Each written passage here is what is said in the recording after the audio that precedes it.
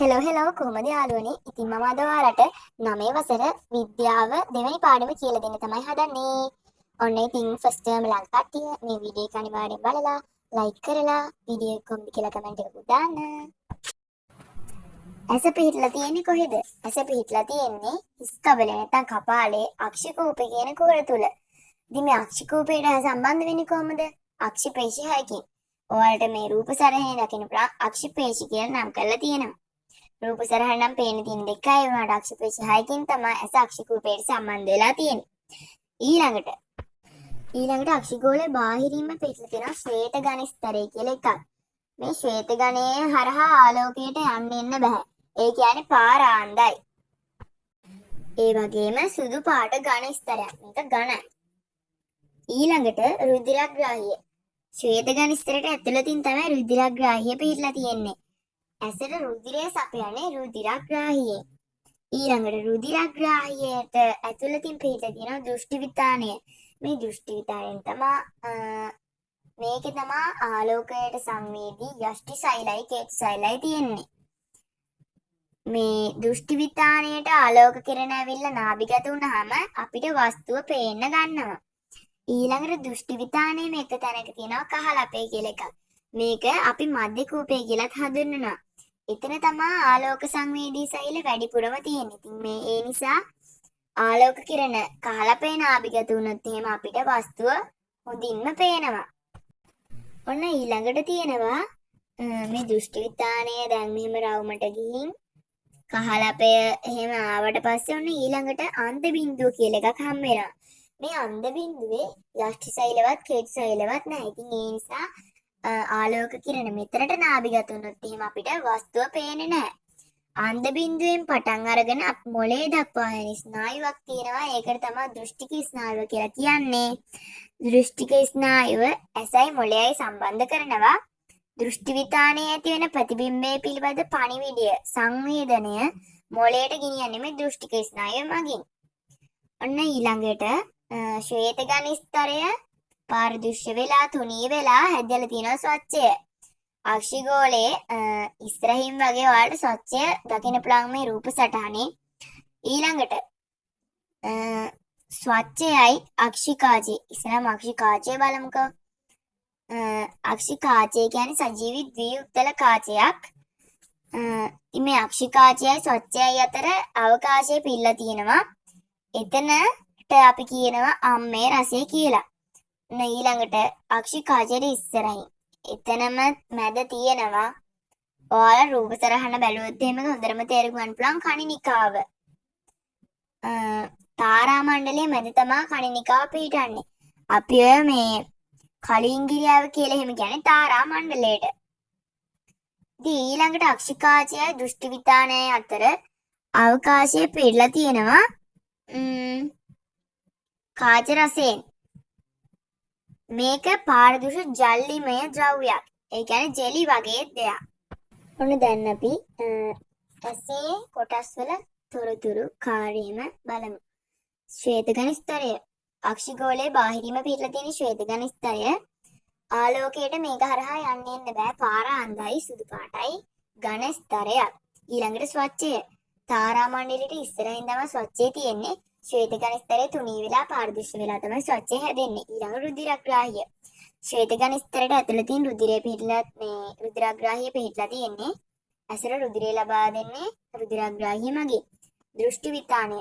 රුධිරග්‍රාහි ස්තරයට ඇතුළතින් තමයි දෘෂ්ටිවිතානය පිහිටන්නේ. ආලෝක සංවේදී යෂ්ටි සෛල සහ කේතු සෛල තියෙනවා.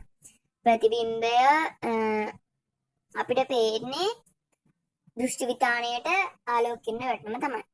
ඊළඟට අම්මේ රසය පාරදෘශ්‍ය ජලීය ද්‍රවයක්. අක්ෂිකාචය ස්වච්ඡයත් අතර මේ ඊට පිටලා තියෙන්නේ අම්මේ රසයෙන්. ඊළඟට අක්ෂිකාචය.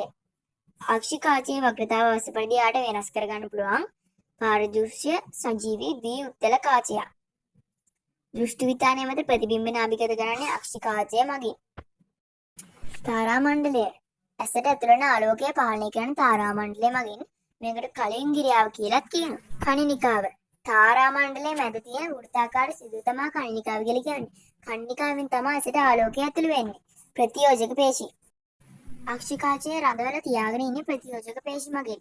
අක්ෂිකාචයේ වක්‍රතාව අවශ්‍ය පරිදි වෙනස් කරගන්න ප්‍රතියෝජක පේශි උදව් වෙනවා. කාච රසය පාරදෘශ්‍ය ජාලමය ද්‍රව්‍යයක්, ජෙලි වගේ ද්‍රව්‍යයක්. අක්ෂිකාචයේ රසවලින් පිරී කියන්නේ දෘෂ්ටි විතානය අක්ෂිකාචයේ අතර අවකාශය පිරලා තියෙන්නේ කාච රසයෙන්. ඇසේ ගෝලාකාර හැඩය පවත්වා ගන්න කාච රසය උදව් වෙනවා.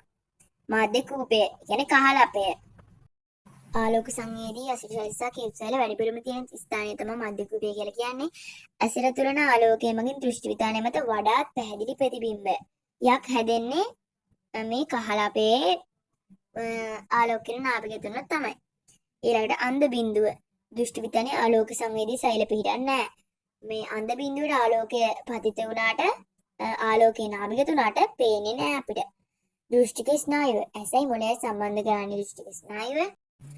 දෘෂ්ටි විතානයේ මත තියෙන ප්‍රතිබිම්බ පිළිබඳ සංවේදනය මොළයට ගෙනියන දෘෂ්ටික ස්නායුව. ඊට පස්සේ තමයි මොළය ඒ රූපේ මොකද්ද කියලා අර්ථකථනය කරගන්නේ. ඇසේ දෘෂ්ටි සංවේදනය වෙන්නේ කොහොමද? අපිට මොකක් හරි වස්තුවක් පේන නම් ඒ වස්තුවේ දැන් ආලෝක කිරණ අපේ ඇස තුළට ගමන් කරන්න ඕනේ. ඇසට ඇතුළු වන ආලෝක කිරණ ඇසේ කාචය තුළින් වර්ධනය වෙලා යනවා. ඊට පස්සේ ආලෝක කිරණ අபிසාරී වෙලා දෘෂ්ටි විතානය මත නාභිගත වෙනවා. ඊට පස්සේ දෘෂ්ටි විතානයේ හැදෙන්නේ යටිකුරු ප්‍රතිබිම්බයක්. ඉතින් මේ ප්‍රතිබිම්බය පිළිබඳ සංවේදනයේ දෘෂ්ටික ස්නායුව වගේ මොළයට ගෙනියනවා. මොළය විසින් තමයි මේක උඩුකුරු විදිහට අර්ථකථනය කරලා ඒ රූපය හරියට පෙන්වන්නේ. දැන් ඔයාලට බලා ගන්න පුළුවන් උත්තල කාචයක් වෙතට සමාන්තර ආලෝක කිරණ එල්ලුනහම කාචය තුලින් වර්ධනය වෙන්නේ කොහොමද කියලා. වර්ධනයෙන් පස්සේ ආලෝක කිරණ එක ලක්ෂයකට තමයි එකතු වෙන්නේ. ඒ කියන්නේ අபிසාරී විදිහට තමයි ගමන් කරන්නේ. උත්තල කාචයේ ඉස්සරහා ආලෝක කිරණ එකතු වෙන ලක්ෂය එම කාචයේ නාභිය කියලා හඳුන්වනවා. ඔයාලට දැන් මේ රූප සරහයෙන් නාභිය හඳුනා ගන්න පුළුවන්. ඉතින් මේ කාචයයි නාභියයි අතර ඇති දුර නාභ දුර කියලා හඳුන්වනවා. මේ රූප සරහනේ තියෙන්නේ අවතල කාචයක් පැත්තට සමාන්තර ආලෝක කිරණ වුණාම කාචය තුළින් වර්ධනය වෙන විදිහ. ඉතින් මේ ආලෝක කිරණ වර්ධනය වුණාට පස්සේ අපසාරී විදිහට තමයි ගමන් කරන්නේ. කියන්නේ විහිදිලා තමයි ගමන් කරන්නේ. මේක අපිට පේන එක් ලක්ෂයක ඉඳන් ගමන් කරනවා වගේ. ඔන්න ඊළඟට අක්ෂිකාචයේ වක්‍රතාව ගැන තමයි අපි බලන්න යන්නේ. අක්ෂිකාචයේ වක්‍රතාව අඩුයි කියලා කියන්නේ නාභි දුර වැඩි. වක්‍රතාව වැඩි නම් නාභි දුර අඩුයි. ප්‍රතිලෝම සම්බන්ධයක් තමයි වක්‍රතාවයි නාභි දුර අතර තියෙන්නේ. ප්‍රතිබිම්බය දුර වෙනස් කරන්නේ නැතුව පැහැදිලි ප්‍රතිබිම්බයක් ගන්න නම් වස්තුව දුර තියෙනකොට අක්ෂිකාචයේ වක්‍රතාව අඩු වෙන්න ඕනේ. වස්තුව ළඟ තියෙනකොට කාචයේ වක්‍රතාව වැඩි වෙන්න ඕනේ. මම කලින් කිව්වා වක්‍රතාව අඩුයි නම් නාභි දුර වැඩි කියලා. නම් ඔයාලා මතක තියාගන්න නාභි දුර වැඩි. දුර වැඩි කියන්නේ දුර තියෙන වස්තුව. නාභි දුර වැඩි කියන්නේ වක්‍රතාව අඩුයි. දුර තියෙන වස්තුව පැහැදිලි කරන්න නම් වක්‍රතාව අඩු වෙන්න ඕනේ. ඊළඟට මම කිව්වා නාභි දුර අඩුයි නම් වක්‍රතාව වැඩි කියලා. නාභි දුර අඩුයි. ඒ කියන්නේ දුර අඩුයි කියන්නේ වස්තුව ළඟ තියෙන්නේ. දුර අඩුයි. එහෙනම් වක්‍රතාව වැඩි. කියන්නේ ළඟ තියෙන වස්තුව පැහැදිලිව බලන්න නම් කාචයේ වක්‍රතාව වැඩි වෙන්න ඕනේ. යාළුවනේ ඔයාලා මතක තියාගන්න හැම වෙලේම දුර තියෙන වස්තුවක ඉඳන් එන්නේ සමාන්තර ආලෝක කිරණ, ළඟ තියෙන වස්තුවක ඉඳන් එන්නේ අපසාරී ආලෝක කිරණ. ඔන්න දුර තියෙන වස්තුවක ඉඳන් සමාන්තර ආලෝක කිරණ ඇවිල්ලා අක්ෂිකාචයෙන් වර්ධනය වෙලා ඒ එක් ලක්ෂයකදී තමා දෘෂ්ටි විතානයේදී එකතු වෙන්නේ. ඒ කියන්නේ අபிසාරී වෙනවා. ඊළඟට ළඟ තියෙන වස්තුවක ඉඳන් එන්නේ අපසාරී කිරණේ, එක් ලක්ෂයක ඉඳන් ආලෝක කිරණ එන්නේ. ඉතින් මේවා අක්ෂිකාචයෙන් වර්ධනය වෙලා එක් ලක්ෂයකටමයි එකතු වෙන්නේ දෘෂ්ටි විතානයේදී. ඊට පස්සේ තමයි අපිට ළඟ තියෙන වස්තුවක් පැහැදිලිව පේන්නේ. අක්ෂිදෝෂ ප්‍රධාන කොටස් දෙකකට බෙදෙනවා. දුරදෘෂ්ටිකත්වයයි අවිදුර දෘෂ්ටිකත්වයයි. දුරදෘෂ්ටිකත්වය කියන්නේ දුර තියෙන වස්තු පැහැදිලිව පේනවා, ළඟ තියෙනවා පේන්නේ නැහැ. දුර දෘෂ්ටිකත්වය දුර පේනවා, ළඟ පේන්නේ නැහැ. අවිදුර දෘෂ්ටිකත්වය කියලා කියන්නේ ළඟ තියෙන වස්තු පැහැදිලිව පේනවා, දුර තියෙන වස්තු පේන්නේ නැහැ. අවිදුර කියන්නේ ළඟ පේනවා, දුර පේන්නේ නැහැ. දුරදෘෂ්ටිකත්වය ගැන කෙටි විස්තරයක් බලමු. දුරදෘෂ්ටිකත්වයේදී වෙන්නේ ආලෝක කිරණ ඇවිල්ලා දෘෂ්ටි විතානයේ පිළිපසින් නාභිගත වීම. මේකට හේතු තමයි අක්ෂිගෝලයේ කෙටවීම නැත්නම් අක්ෂිකාචයේ වක්‍රතාව හරියාකාරව වෙනස් නොවීම. දුරදෘෂ්ටිකත්වයට පිළියම් ඉදිරි කරන්නේ උත්තල කාචයට උපැස් පැලඳීම. එතකොට ඔයාලට මෙතන තුන්වෙනි රූපසරහනේ දකින්න පුළුවන් උත්තල කාචයට උපැස් පැලඳුවාම හරියටම මේ නාභිගත වෙලා දෘෂ්ටිවිතානේ නාභිගත වෙලා වස්තුව පේන්න ගන්නවා. අවදිර දෘෂ්ටිකත්වයේදී වෙන්නේ ළඟ පේනවා දුර පේන්නේ නැහනේ. ළඟ තියෙන වස්තු වල දැන් එන ආලෝක කිරණ දෘෂ්ටිවිතානේ ඉස්සරහින් නාභිගත වෙන එක. මේකට හේතුව තමයි අක්ෂිගෝලයේ දිගුවීම නැත්නම් අක්ෂිකාචයේ වක්‍රතාව හරියාකාරව වෙනස් නොවීම. ඉතින් අවදිර දෘෂ්ටිකත්වයේ පිළියම් විදියට අවතල කාචයට උපස් තමයි පළදින්නේ. දැන් දුර දෘෂ්ටිකත්වයේ උත්තර කාචයට අවිදුර නම් අවතල. මේකෙත් ඔයාලට තුන්වෙනි රූපසරහනේ දකින්න පුළුවන් පිළියම් මෙදුපස අවස්ථාව. දැන් ද්විනේත්‍රික දෘෂ්ටිය හා ත්‍රිමාන දෘෂ්ටිය ගැන කතා කරමු. S දෙකම දාගෙන එක ප්‍රදේශයක් බලා ගන්න එක තමයි ද්විනේත්‍රික දෘෂ්ටිය කියලා කියන්නේ. මිනිසා, වඳුරා, රිලවා, චිම්පන්සියා වගේ සතුන්ට ද්විනේත්‍රික දෘෂ්ටිය තියෙනවා. හැබැයි ගවයා, බල්ලා වගේ සතුන්ගේ ද්විනේත්‍රික දෘෂ්ටිය අඩුයි. මොකද යාලට S දෙකකින් ප්‍රදේශ වෙන වෙනම බලා ගන්න තමයි හැකියාව තියෙන්නේ. ත්‍රිමාන දෘෂ්ටිය වස්තුව ගැඹුර හා උස තීරණය කිරීමේ හැකියාව තමයි ත්‍රිමාන දෘෂ්ටි කියලා හඳුන්වන්නේ. මිනිසාට මේ ද්විනේත්‍රික දෘෂ්ටිය නිසා තමයි ත්‍රිමාන දෘෂ්ටියයි වස්තුවකට දුර තීරණය කිරීමේ හැකියාවයි ලැබලා තියෙන්නේ. අක්ෂි රෝග කියන්නේ මොනවද? ඇසේ හටගන්න රෝග තමයි අක්ෂි රෝග කියලා කියන්නේ. ප්‍රධාන වර්ග දෙකයි. වර්ග කියන්නේ ප්‍රධාන රෝග දෙකයි. ඇසේ සුදයි ග්ලූකෝමාවයි. මොකද්ද මේ ඇසේ සුද කියලා කියන්නේ? අක්ෂිකාචයේ පාරදර්ශක වාඩි වෙලා අක්ෂිකාචයේ කිරිසිත පෑයෙන් දැක්වෙන එක තමයි ඇසේ සුද කියලා කියන්නේ. අක්ෂිකාචයේ තියෙන ප්‍රෝටීන පරිහානියටපත් වුනහම තමයි ඇසේ සුද ඇති වෙන්නේ. ඊළඟට ග්ලූකෝමාව. ග්ලූකෝමාව කියලා කියන්නේ දෘෂ්ටි කිස්නායට හානි වීමෙන් ඇසේ දෘෂ්ටි ප්‍රාසය ක්‍රමයෙන් අඩු වෙලා අන්ධභාවයටපත් වෙන එක. මේ රෝගය සම්පූර්ණයෙන්ම සුව කරන්න බෑ වුණාට වර්ධන කාලයේදී මේක හඳුනාගත්තොත් එහෙම වර්ධනය වීම පාලනය කරගන්න පුළුවන්. දියවැඩියා රෝගීන්ට ග්ලූකෝමා ඇතිවීමේ වැඩි අවදානමක් තියෙනවා. ඒ වගේම ඇසේ රුධිර පීඩනය වැඩි වීම ප්‍රධාන හේතුවක් මේ ග්ලූකෝමාව හැදෙන්න. ඊළඟට අක්ෂි ආසාදන. අක්ෂි ආසාදන වල තමයි අපි ඇස්ලඩි කියලා කියන්නේ.